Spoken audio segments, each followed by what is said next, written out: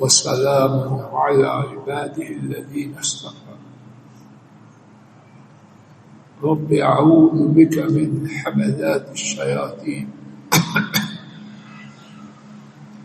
واعوذ بك رب ان يحضرون۔ 19واں پارہ سورہ النمل، ابتدائی آیات مبارکہ۔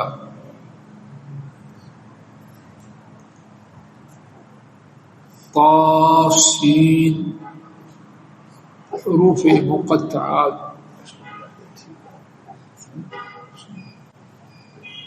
حروف مقطعات اللہ مالک کی توفیق سے اسی حوالے سے گزشتہ سبق میں کچھ عاجزانہ گفتگو کرنے کی حقیر سی کوشش کی جانی تھی۔ آخری بات یہاں تک پہنچی تھی کہ حافظ ابن کثیر رحمہ اللہ نے بیان فرمایا کہ یہ قرآن کریم کی 29 سورتوں کے آغاز میں ہے، اور ہر وہ سورت جس کے آغاز میں حروف مقطعات میں سے کوئی ایک یا ایک سے زیادہ ہے، ان سورتوں میں قرآن کریم کی حقانیت آشکارا اجاگر واضح کی گئی۔ اس سلسلے میں حافظ ابن کثیر رحمہ اللہ نے مثالیں بھی ذکر کی اور دیگر بھی ہیں۔ اسی بارے میں ہم گزشتہ سبق کے آخر میں کچھ آیات شریفہ کو دیکھ رہے تھے۔ آئیے اللہ کے قرآن کریم کی آیات سے اپنے آنکھوں کو منور اور دلوں کو ٹھنڈا کریں۔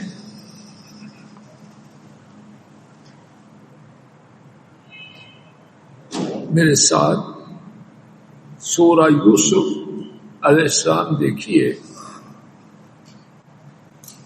اور یہ صفحہ غالباً آپ کے پاس 236 ہے، 236۔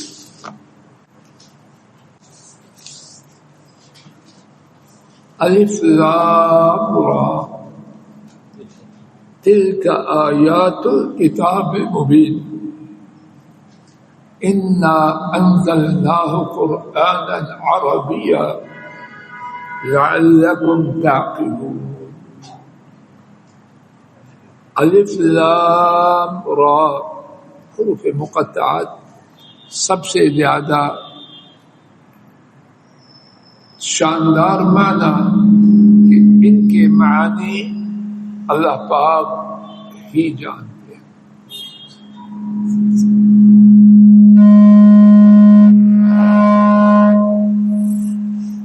ان کے معنی اللہ تعالی ہی جانتے ہیں۔ تلک آیات الکتاب المبین، وہ واضح کتاب کی آیات ہیں۔ انا انزلناہ، یقیناً ہم نے اس کتاب کو نازل کیا، قرآنا عربیا، عربی زبان میں قرآن، لعلکم تعقلون، تاکہ تم عقل کرو۔ تو آپ دیکھتے ہیں کہ تینوں آیات، الف لام را پہلی آیت، اس کے بعد دونوں آیات شریفہ، ان میں قرآن کریم کی حقانیت کے حوالے سے اللہ مالک نے بات فرمائی۔ میرے ساتھ سورہ الرعد دیکھیے، صفحہ آپ کے پاس غالباً 250۔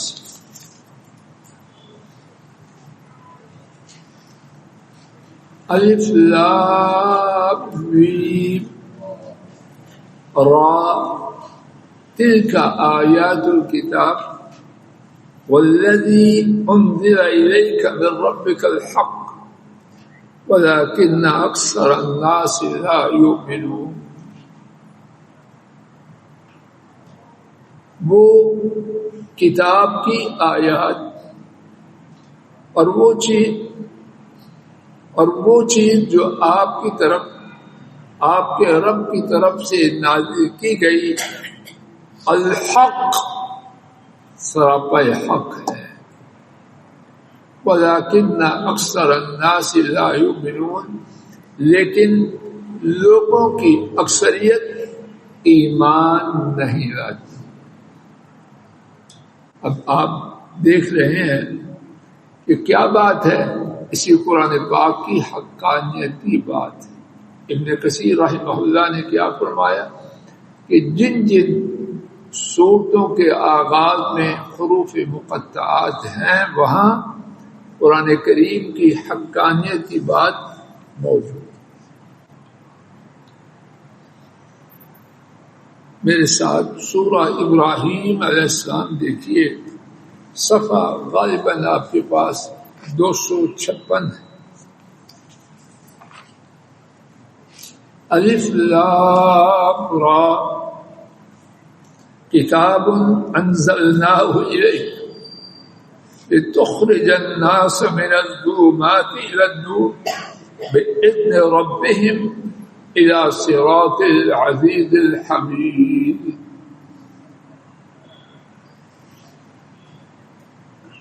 کتاب ہم نے اسے نازل کیا، کسی عربی یا عجمی نے یا محمد کریم صلی اللہ علیہ وسلم نے اپنی طرف سے نہیں بنایا۔ کہاں سے آئی؟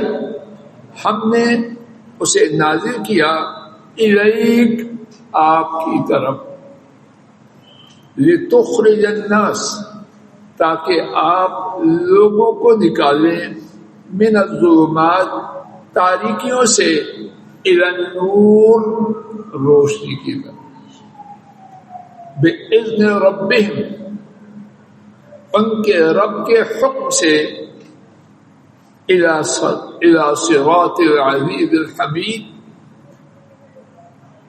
جو سب پر غالب ہیں اور جو قابل تعریف ہیں، ان کے راستے کی طرف۔ ساری کی ساری آیت کریمہ کس بارے میں ہے؟ قرآن کریم کی حقانیت کے اس بات کے بارے میں۔ میرے ساتھ سورہ الحجر، صفحہ غالباً آپ کے پاس 263۔ الف لام را تلک آیات الکتاب وقرآن مبین۔ میرے ساتھ خود غور فرما کے فیصلہ فرمائیے ڈاکٹر صاحب جی، ان آیات کو گھروں میں عام کرنا چاہیے کہ نہیں؟ پتہ ہے ہمارے گھروں میں کہ یہ قرآن کریم کیا ہے؟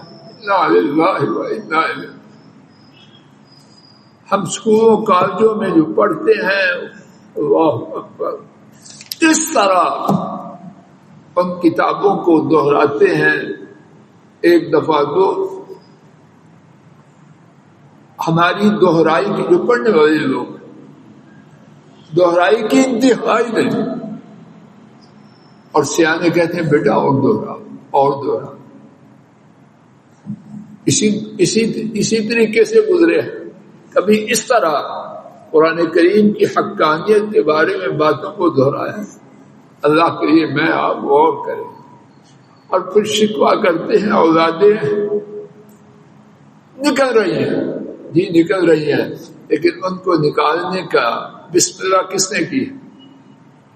نکالنے کے لیے جد و جہد کوشش کون کر رہا ہے؟ مال کون خرچ کر رہا ہے؟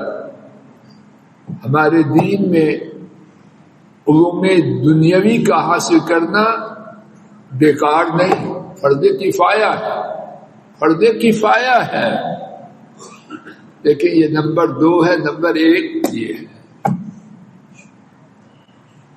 ہم معاذ اللہ یہ نہیں کہ چھوڑ دیں، کیسے چھوڑیں؟ دنیا میں چلنا ہے، مقابلہ کرنا ہے امت نے، لیکن مقابلے کی یہ صورت نہیں کہ نمبر 1 کو سرے سے۔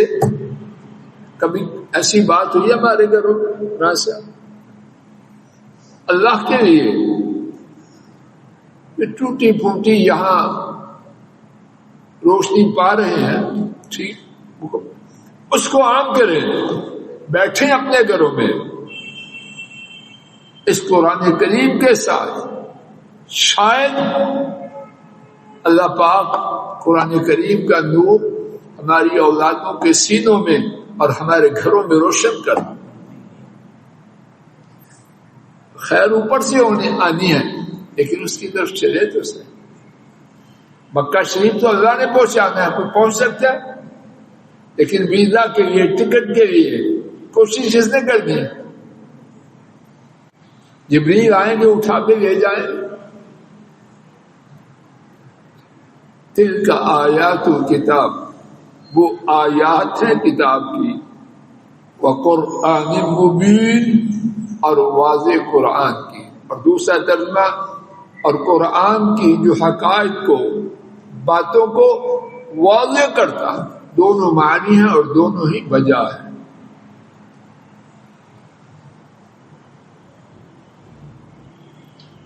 سورہ طٰہٰ صفحہ غالباً آپ کے پاس 312 ہے.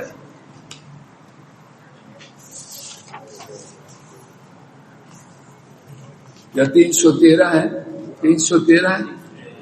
طٰہٰ ما انزلنا عليك القرآن الا لتشقى، ما انزلنا عليك القرآن لتشقى الا تذكرة لمن يخشى تنزيلا ممن خلق الارض والسماوات العلى الرحمن على العرش استوى له ما في السماوات وما في الارض وما بينهما وما تحت الثرى وإن تجهر بالقول فإنه يعلم السر وأخفى الله لا إله إلا هو له الأسماء الحسنى.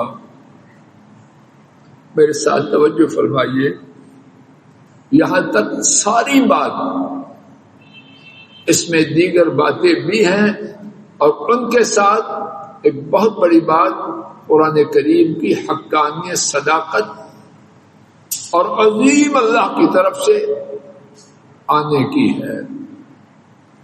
ہم نے آپ پر قرآن کریم نازل نہیں کیا کہ آپ بدبخت ہو جائیں، نہ، آپ کی خوشبختی کے لیے، بلندی کے لیے. اب اپنی جان کیوں کھا رہے ہیں؟ مگر نصیحت ہے اس شخص کے لیے جو ڈرتا ہے. اتارا گیا ہے کس کی طرف سے؟ میرے ساتھ چل رہے اچھی مذہب، اتارا گیا ہے ان کی جانب سے جنہوں نے آسمان، جنہوں نے زمین اور بلند آسمانوں کو بنایا. کون ہے وہ؟ الرحمن ہے. علی العرش استوى، عرش پر مستوی ہیں. ان کے اختیارات، ان کا اقتدار کیسا ہے؟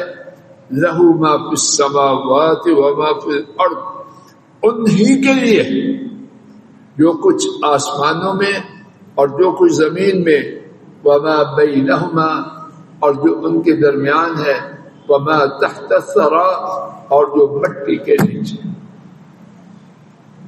اور ان کا علم کیسا ہے؟